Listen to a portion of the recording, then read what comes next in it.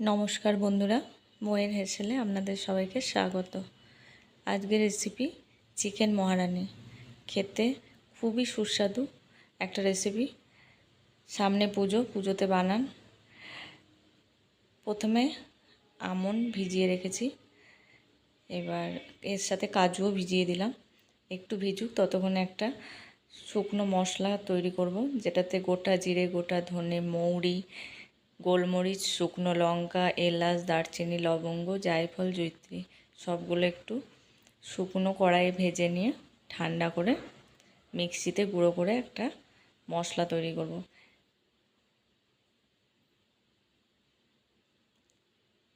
এবার আমন্ডটা ভিজে গেছে, ওর খোসাটা ছাড়িয়ে নিয়েছি, আর তার সাথে কাজুটা দিয়ে দিয়েছি। এবার জল দিয়ে দেবো, একটা সুন্দর পেস্ট তৈরি করে নেব।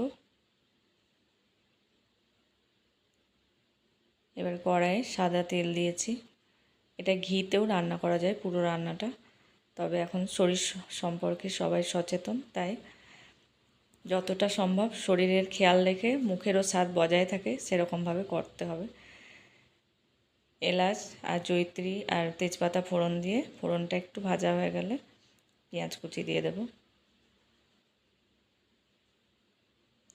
পেঁয়াজটা ভালো করে ভাজতে হবে, কিন্তু আবার খেয়াল রাখতে হবে যাতে লাল বা গোল্ডেন ব্রাউন এরকম না হয়। এবার একটু ভাজা হয়ে গেলে পেঁয়াজ আর রসুন বাটা দিয়ে দেবো।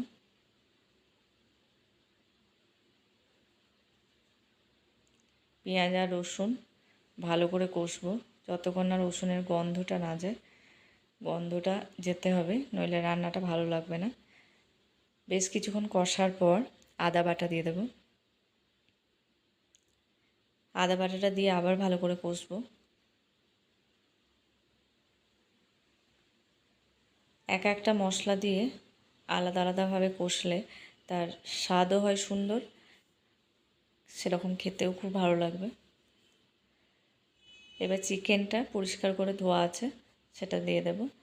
এখানে যে কোনো চিকেনের পিসই নেওয়া যায়, লেগ পিস শুধুও করা যায়, আবার এরকমভাবে সব মিশিয়েও পিস করা যায়। চিকেনের পিসগুলো একটু বড় বড় হলেই ভালো। এবার চিকেনটা মশলার সাথে বেশ সুন্দর করে কষাবো, বেশ কিছুক্ষণ সময় নিয়ে মিডিয়াম টু লো ফ্লেমে।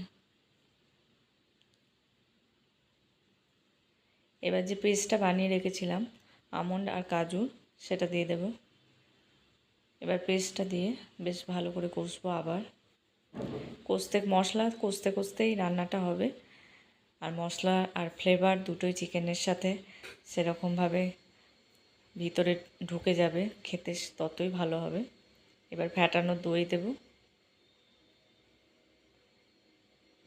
দইটা দিয়ে আবার কষবো। এবার পরিমাণ মতো লবণ দিয়ে দেব। এবার যে মশলাটা করে রেখেছিলাম রোস্টেড মশলা, সেটা দেব বেশ কিছুটা। এবার মশলা দিয়ে ভালো করে কষতে হবে। এই রান্নাটাতে আমি হলুদ বা কাশ্মীরি লঙ্কার গুঁড়ো এগুলো ব্যবহার করব না।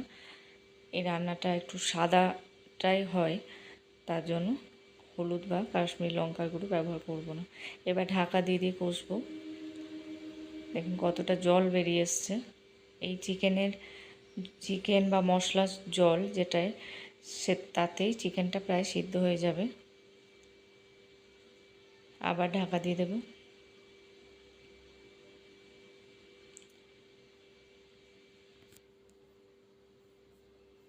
ঢাকা খুলে আবার একটু কষে নেব, আর একটু পরপর ঢাকা খুলে কষতে হবে যাতে তলায় ধরে না যায়। তবে অনেকটাই জল বেরিয়ে গেছে, তলায় ধরবে না। এবার একটু পরিমাণ মতো গরম জল দিয়ে দেব। এবার সব শুদ্ধ ভালো করে মিশিয়ে একটু চিনি দেব, খুব অল্প চিনি দেব। এবার ঢেকে দেব, ঢাকা দিয়ে বেশ কিছুক্ষণ ফুটতে দেব। প্রায় চিকেনটা হয়ে এসছে। এবার চেরা কাঁচা লঙ্কা দেব আর মালাই দেব। আমি এখানে বাড়ির দুধের যে মালাই সেটা দিয়েছি, আপনারা চাইলে ফ্রেশ ক্রিম ব্যবহার করতে পারেন। এবার রোস্টেড কাসুরি মেথি দেব আর ধনেপাতা দেব। এবার সুন্দর করে সবটা মিশিয়ে নেব। এবার ঢাকা দিয়ে দেবো। ঢাকা দিয়ে একটু ফুটতে দিলেই একদম তৈরি চিকেন মহারানি, যেটা পোলাও, নান, পরোটা, রুটি যে কোনো কিছুর সাথে ভালো লাগবে। যে কোনো পুজো বা জন্মদিন, যে কোনো ভালো কোনো অনুষ্ঠানে বাড়িতে নিজে বানিয়ে খাওয়ান এবং নিজেরাও এনজয় করুন। ভিডিওটি ভালো লাগলে লাইক করবেন, শেয়ার করবেন।